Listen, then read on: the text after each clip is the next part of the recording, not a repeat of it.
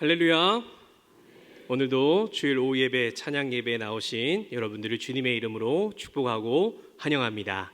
오늘은 우리 신명기 6장 1절에서 9절까지 말씀을 가지고 내가 주려는 것을 받으라 라는 제목을 가지고 말씀의 은혜 나누길 원합니다. 우리가 오늘 살펴볼 이 신명기는 출애굽 당시에 이미 백성들에게 주신 하나님의 명령이고, 하나님이 일방적으로 준 게 아니라 이 이스라엘 백성이 원해서 하나님과 맺은 그 언약 계약입니다.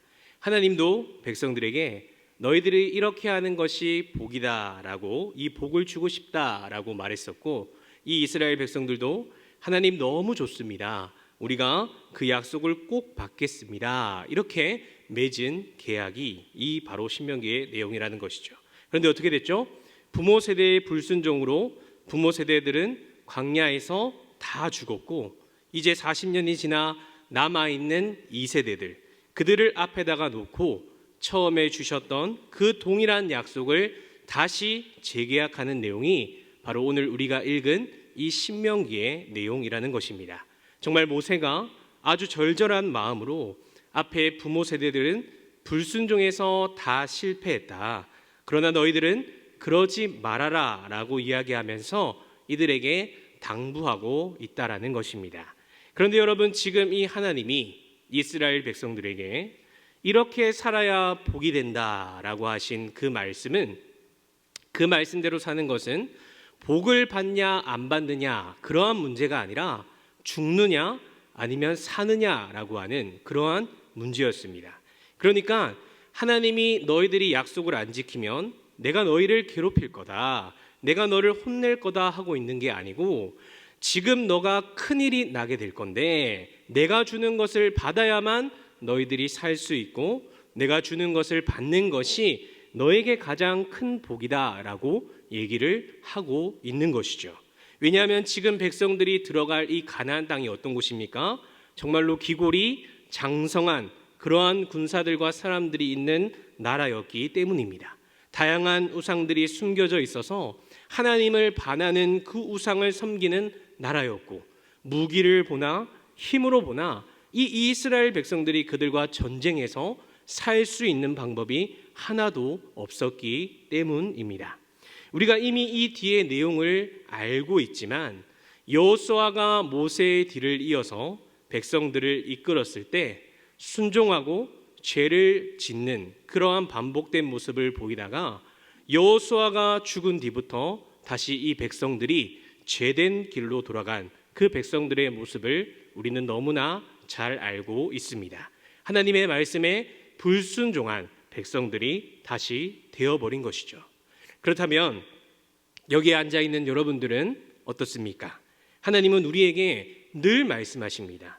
내 말을 믿고 나의 말에 순종하여라.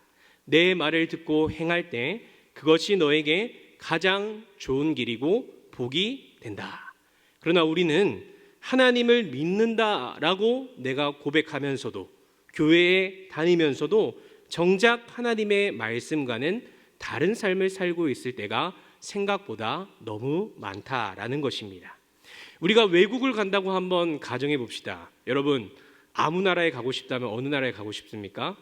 유럽을 좋아하시는 분들도 있을 거고, 호주나 뉴질랜드, 자연을 좋아하시는 분들도 있을 건데요. 저도 개인적으로 대자연의 그 스위스나 아이슬란드나 캐나다에 가서 오로라를 보고 싶은 마음이 있습니다. 그런데 여러분, 우리가 외국을 갈 때 통상적으로 무엇을 타고 여행을 가게 되나요? 그렇죠. 작게 말씀해 주셔서 감사합니다. 비행기를 타고 가죠. 우리가 비행기를 타고 가지 않으면 우리 힘으로는 걸어서 그 먼 거리를 갈 수 없다라는 사실을 우리는 너무나 잘 알고 있습니다. 그러니까 하나님이 비행기를 꼭 타야 된다라는 그 방법을 우리에게 가르쳐 주셨는데, 우리가 끝까지 그것을 안 믿고 그것을 안 타고 하니까 결국에는 못 가게 된다라는 것이죠. 말로는 하나님을 믿는다라고 우리가 이야기를 하면서 정작 하나님의 말씀이 우리에게 임했을 때는 우리가 순종하지 않는다라는 것입니다. 그래서 우리에게 때로는 괴로움과 때로는 어려움이 찾아오는 것입니다. 물론 하나님이 우리의 시험을 테스트하기 위해서 때로는 우리에게 그러한 것을 줄 때도 있지만 대부분은 우리의 불순종의 선택에 따른 결과로 우리에게 주어질 때가 너무나 많이 있다라는 것이죠.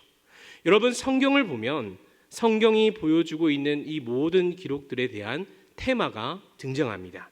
특별히 이 구약의 성경은 하나님의 약속을 믿고 그 약속을 걸을 때의 모습과 반대로 하나님의 이 말씀을 믿지 않고 내 마음대로 걸을 때 어떤 일들이 일어나는지를 계속해서 대조해서 보여줍니다. 아담이 하나님이 주신 명령을 생각하면서 과연 저게 저럴까? 저것을 따먹는다고 내가 죽을까? 뱀이 말한 것처럼 눈이 밝아져서 나도 하나님처럼 될 수 있지 않을까 하고 이 하나님의 말씀보다 내 욕심을 더 신뢰할 때 바로 하나님과의 관계가 깨지게 되었고 에덴 동산에서 쫓겨나게 되었고 평생 일해야 하는 멍에를 맨 결과를 받게 된 것을 이미 우리는 알고 있습니다. 아브라함이 하나님을 신뢰해서 떠났을 때 어떤 일이 일어났는지를 보면 중간에 너무 두렵고 의심스러워서 자기의 마음대로 걸었을 때 아내를 뺏기게 되고 목숨의 위협을 받는 어려움과 괴로움을 경험한 것을 우리는 너무나 잘 알고 있습니다. 또 야곱이 하나님의 말씀을 떠나 속이는 자가 되었을 때 어떤 일이 그에게 일어났는지 다시 하나님 앞에서 두드려 맞고 회개하고 돌아와서 하나님을 의지하기로 했을 때 하나님이 그의 이름을 이스라엘이라 라고 직접 지어주면서 하나님이 복을 내려주신 사건 또한 우리는 알고 있다라는 것이죠. 다윗은 어떻습니까? 하나님의 말씀을 붙잡았을 때 정말로 그의 삶이 어땠는지, 반대로 그가 두려워서 하나님을 떠났을 때 자기의 욕심대로 탐심대로 살았을 때 어떤 결과의 열매를 맺었는지, 그러나 다시 회개하고 하나님에게로 돌아왔을 때 하나님이 어떤 은혜를 그에게 주셨는지 우리는 너무나 잘 알고 있다라는 것입니다. 구약 성경의 대부분의 내용은 여러분 이러한 내용의 반복입니다. 사람이 하나님을 떠나면 어떠한 결과를 만나게 되는지, 반대로 하나님을 믿고 의지하여 그 말씀대로 살아갈 때는 어떠한 결과를 만나게 되는지, 그것이 바로 구약 성경이 우리에게 보여주고 있는 내용인 것이죠. 그럼에도 불구하고 우리가 이 하나님의 말씀을 내 삶에서 잘 따라가지 못하는 이유는 무엇일까요? 그것은 바로 하나님의 말씀이 우리에게 잘 믿어지지 않기 때문입니다. 과연 저렇게 말씀처럼 살면 열매가 내 삶 가운데 있을까? 과연 저렇게 살면 내가 정말 행복할까? 조금 돈을 못 벌 것 같은데, 좀 명예가 없는 삶을 살 것 같은데, 집이 없을 것 같은데 그래도 내가 정말 행복할까? 이게 믿어지지 않는다라는 것이죠. 여러분, 믿어지십니까? 하나님이 말씀하신 대로 정말 살아가면 내게 복이 된다라고 하는 그 하나님의 말씀이 여러분 믿어지십니까? 만약에 여러분들이 아멘이라고 믿어지면 정말 큰 복을 받으신 겁니다. 정말 믿어지면 신기한 일인 것이죠. 한 번도 하나님을 직접 대면하여 본 적이 없는 그 하나님의 말씀을 내가 믿어진다라는 것, 그것이 바로 믿음의 능력이거든요. 요즘에 담임 목사님과 교육자들이 세계 부흥 운동사라는 책을 가지고 북쉐어링을 하고 있습니다. 그 책에는 전 세계와 시대의 부흥에 대한 내용들을 다 역사로 기록을 해 두었습니다. 우리나라의 평양 대부흥 운동처럼 전 세계의 크고 작은 그러한 부흥의 내용들이 기록되어 있고 열정과 깨달음을 제공해 주는 책이니 여러분들도 한번 꼭 읽어 보시기 바랍니다. 그런데 이 세계 부흥사의 책의 기록들을 잘 살펴보면 공통점이 있다라는 것입니다. 그것은 뭐냐면 언제나 그 부흥의 중심에는 바로 하나님의 말씀, 그 하나님의 말씀으로 돌아가는 회개, 그것이 같이 있었다라는 것을 우리는 발견하게 됩니다. 물론 경건한 삶의 모습, 순교의 모습, 이웃들을 돕고 찬양하고 기도하고 그러한 여러 가지 부분에서 시작되는 모습들은 나타나지만 바로 그 중심에는 하나님과 맺었던 계약, 그 언약의 말씀을 다시 지켜야 되겠다라고 그들이 돌아가기 시작했을 때 바로 이 세상의 모든 부흥이 일어나기 시작했다라는 사실입니다. 그래서 오늘 1절 말씀에는 이렇게 말씀합니다. 우리 같이 1절 말씀을 같이 읽겠습니다. 시작. 너희에게 가르치라고 명하신 명령과 규례와 법도라. 너희가 건너가서 차지할 땅에서 행할 것이니. 아멘. 하나님이 지금 이 하나님의 말씀을 어떻게 하라고 모세에게 명령하셨습니까? 바로 이 모든 것을 너희에게 가르치라. 그렇다면 여러분, 오늘날 저와 여러분은 어떤 명령을 받은 겁니까? 우리는 하나님이 우리에게 주신 법, 말씀을 배워야 하는 사람들이고요, 교회의 리더들은 이것을 가르치는 사람들이라는 것입니다. 여러분, 특별히 목사라고 하는 이 말은 길을 보게 스승사, 그러니까 맡겨주신 하나님의 사람들을 말씀으로 먹고 치고 가르치고 기르는 거예요. 그게 바로 목사의 역할이라는 것입니다. 사람들 중에 그러한 사람들이 있습니다.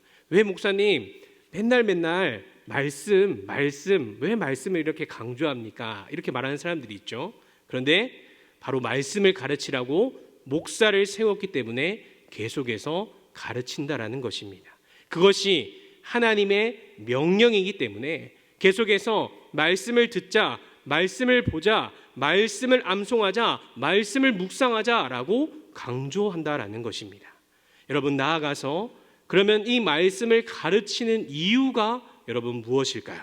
1절 하반절 말씀을 보니까 너희가 건너가서 차지할 땅에서 행할 것이니 라고 그렇게 말씀합니다. 즉 너희가 건너가서 차지할 땅에서 말씀대로 행해야 하기 때문에, 그렇게 해야만 너희들이 살아갈 수 있기 때문에 하나님이 말씀을 가르치라고 명령한다라는 것이죠. 이스라엘 백성들에게는 특별히 가나안 땅이 되겠죠. 그곳에서 하나님의 말씀을 따라 행하라는 것입니다. 그렇다면 여기 앉아 있는 여러분들이 건너가서 차지해야 할 땅은 어디입니까? 우리가 하나님의 말씀대로 행해야 하는 곳은 어디입니까? 바로 여러분의 가정이고 여러분의 직장이고 바로 여러분의 관계들 속인 것을 믿습니다. 가정에서, 직장에서, 여러분들의 관계 속에서 하나님의 뜻대로 행해야 하기 때문에 하나님의 모든 명령과 규례와 법도를 가르치라라고 말하고 있다라는 것입니다. 그것이 바로 우리가 교회에 모이는 중요한 이유 중에 하나입니다. 대그룹에서 예배 시간을 통해 말씀을 듣고 가르침을 받게 되고, 소그룹인 구역에서 단순히 친교만이 목적이 아니라 그곳에서 다시 말씀을 나누고 암송도 하고 삶을 나누며 하나님의 말씀을 가지고 무장되며 순종하여서 여러분들이 차지해야 할 그 땅으로 가서 하나님이 말씀대로 행하며 살아가야 한다라는 것을 여러분에게 말씀하고 있는 것입니다.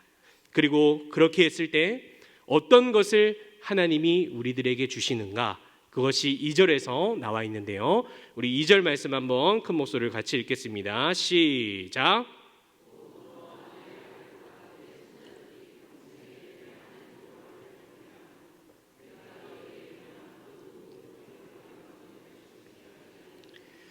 또 내 날을 장구하게 하기 위한 것이라. 아멘.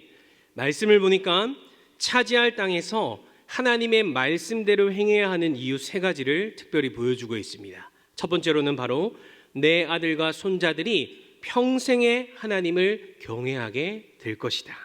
하나님이 누구신지 그들이 알게 되며 그분을 두려워할 줄 알고 하나님이 창조주이심을, 전능자이심을, 하나님의 살아계심과 존재를 인정하며 그들이 살아가게 된다라는 것이죠.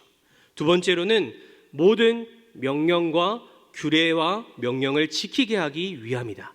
하나님의 말씀대로 늘 살아갈 수 있도록 말씀을 지킴으로 믿음으로 인도하여 주시는 그 복과 은혜를 누리게 될 것이라는 것이죠. 그리고 마지막 세 번째로는 내 나를 장구하게 해줄 것이다 라고 말씀합니다.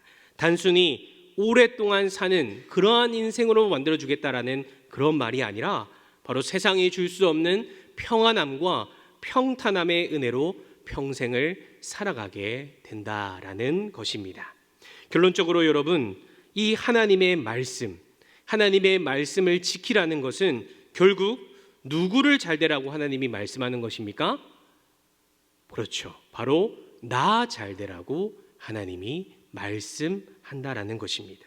내 자녀와 내 손자들까지도 잘 되라고 하나님은 말씀하시고 그 말씀을 너희가 받아 지키라고 명령하시는 것입니다. 계속해서 말씀을 가르치라, 말씀을 들으라, 말씀을 지키라, 말씀에 순종하라, 지겨울 정도로 이렇게 계속해서 말하는 이유가 바로 우리가 잘 되라는 하나님의 메시지임을 여러분 기억하시길 바랍니다. 우리 모두 그런 경험이 있잖아요. 어렸을 때 부모님이 말씀하셨던 거 솔직히 다 이해가 되지 않습니다. 왜 이것을 해야 하는가? 왜 부모님이 이것을 하면 안 되나요? 정말 그때는 불만스러울 때도 있고 화가 나기도 하고 기분이 나쁠 때가 있습니다. 그러나 여러분들이 부모가 되었을 때 그것이 왜 부모님이 그렇게 말하셨는지 이해가 되는 것처럼 바로 나를 위한 부모님의 말씀이었다라는 것을 여러분들이 아는 것처럼 하나님도 오늘 우리에게 자신의 말씀을 지키고 행하라는 것을 우리에게 변함없이 말씀하고 있다라는 사실입니다. 여러분, 소원하기는 하나님의 말씀을 읽고 듣고 가르치고 배우고 확신하는 일에는 아무리 우리가 강조해도 지나치지 않는다라고 하는 그 사실을 여러분 기억하시어 가르치고 가르침을 받는 일에 최선을 다하는 여러분들이 되시길 바랍니다. 또한 여러분들이 속해 있는 가정과 직장과 관계들 속에서도 말씀을 행하시는 여러분들이 되셔서 자녀와 손자들이 평생 하나님을 경외하고 하나님이 지켜주시는 인생이 되며 바로 여러분들의 날이 평안하고 평탄함 가운데 장구하는 은혜가 있기를 간절히 주님의 이름으로 축복합니다. 아멘. 계속해서 하나님은 5절 말씀을 통해서 우리에게 말씀하시는데요. 우리 같이 5절 말씀 읽어보겠습니다. 시작. 뜻을 다하고 힘을 다하여 내 하나님 여호와를 사랑하라. 아멘. 여러분, 이 말씀을 보니까 하나님 사랑하는 게 저절로 된다라고 이야기합니까? 아니면 애써야 된다라고 이야기하죠? 그렇죠. 바로 너도 힘을 다하여 여호와 하나님을 사랑하라 라고 그렇게 말씀은 이야기합니다. 여러분, 이 신명기 6장은요 쉐마 이스라엘, 이스라엘아 들으라, 하나님이 이스라엘에게 명령하시는 것이 무엇인가에 대한 강론의 내용을 소개하고 있습니다. 이것은 나중에 신약 시대로 넘어가서 한 무리의 사람들이 예수님에게 와서 이렇게 질문합니다. 예수님, 그래서 하나님의 말씀이 우리에게 원하는 것이 무엇입니까? 라고 그렇게 물어보죠. 그런데 예수님이 이때 이 말씀을 인용하십니다. 너는 마음을 다하고 뜻을 다하고 힘을 다하여 주 너의 하나님을 사랑하라. 이것이 성경이 우리에게 요구하는 것입니다. 너도 마음을 다해서 하나님을 사랑하라는 것입니다. 왜요? 누가 그렇게 우리에게 하시니까요? 바로 하나님이 우리를 먼저 온 힘을 다해서 너를 사랑하고 계시니까 너도 하나님을 온 힘을 다해 사랑하라라고 말씀하시는 것입니다. 이것이 바로 쉐마 강론의 중심 사상인 것입니다. 여러분, 진정으로 하나님을 사랑하십니까? 여러분, 진정으로 하나님을 사랑하십니까? 사랑한다라는 이 말은 내 모든 것을 주는 것이며 억지와 노력이 아니라 그분이 원하는 모습으로 변해가는 삶을 뜻합니다. 하나님은 먼저 우리에게 자신의 모든 것이라고 할 수 있는 예수 그리스도를, 하나밖에 없는 독생자 아들을 우리에게 주셨습니다. 모든 것을 내어주셨으며 모든 힘을 다해서 우리를 먼저 사랑해 주셨습니다. 그런 하나님이 나에게 말씀하시는 것이죠. 말씀을 지키고 말씀을 온 힘을 다하여 순종하며 사랑하는 것이 결국 나를 사랑하는 것이다. 결론적으로 하나님은 자신의 말씀을 지키며 온 힘을 다해서 사랑하는 그 사람에게 바로 하나님을 진실로 사랑하는 자의 모습이며, 하나님은 이미 우리에게 그 큰 사랑을 베풀어 주셨고 지금도 베풀어 주시며 계속해서 베풀어 주실 것을 말씀하는 분이십니다. 그리고 하나님은 그 구체적인 실천의 방법으로 두 가지를 말씀합니다. 첫 번째 말씀이 6절 말씀인데요, 우리 6절 말씀 한번 같이 읽겠습니다. 시작. 이 말씀을 너는 마음에 새기라. 아멘. 바로 말씀을 읽고 듣고 묵상하며 그 말씀으로 내 안을 가득 채우는 그러한 삶을 살아라고 하나님이 말씀하시는 것이죠. 참 좋은 기회인 게, 여러분, 이번에 양육 훈련 중에 100일 성경 통독과 1년 성경 통독 두 가지의 하나님의 말씀을 먹을 수 있는 기회가 있습니다. 이번 기회를 통해서 하나님의 말씀을 내 안에 새기고 내 마음에 새기는 기회로 삼으시는 여러분들이 되시길 바랍니다.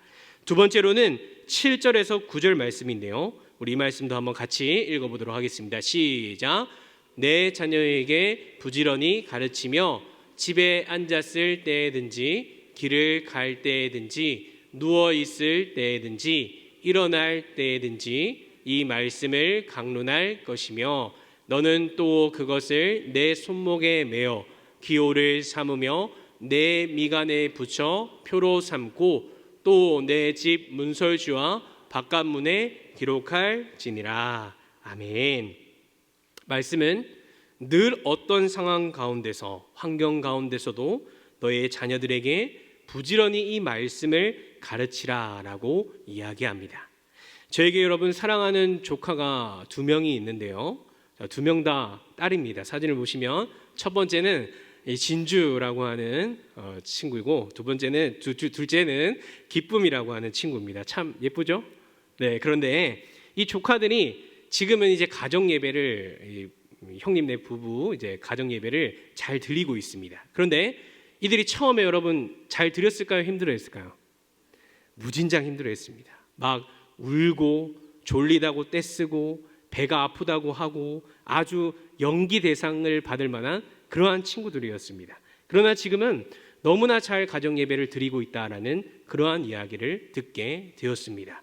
부지런히 가르치며 항상 말씀을 가까이 하고 말씀 암송곡을 같이 노래와 춤과 함께 온 가족이 부르고 집안 곳곳에 하나님의 말씀을 붙여둔 결과로서 이 하나님의 말씀을 늘 주야로 묵상하고 익히게 되었다라는 것이죠. 계속해서 반복해서 하나님의 말씀과 친해지고 가까워했기에 바로 조카들이 그렇게 하나님의 말씀으로 예배하고 있는 것입니다. 사랑하는 성도 여러분, 우리도 참 좋은 것이 있습니다. 담임 목사님이 오전에도 말씀을 통해 이야기하셨지만 우리에게 쉬운 배열 송구 묵삼과 암송으로 우리는 쉽게 아이들에게 말씀을 가르칠 수 있고요, 말씀을 보여줄 수 있고요, 가족이 함께 말씀을 공유할 수가 있다라는 것입니다. 계속해서 반복해서 도전하시고 실천하셔서 정말로 온 가족이 하나님의 귀한 말씀으로 살아가는 가정들이 되시길 간절히 주님의 이름으로 축복합니다. 오늘 말씀을 정리하면서 하나님은 이미 우리에게 가장 좋은 예수 그리스도를 선물로 주셨고 지금도 우리에게 가장 좋은 것을 주고 계시며 앞으로도 주실 분이십니다. 우리의 주인 되시며 우리의 아버지가 되시기 때문입니다. 다만 우리가 오늘 말씀처럼 온 힘을 다해 하나님을 사랑함으로 하나님의 말씀을 듣고 지키고 가르쳐야 될 줄을 믿습니다.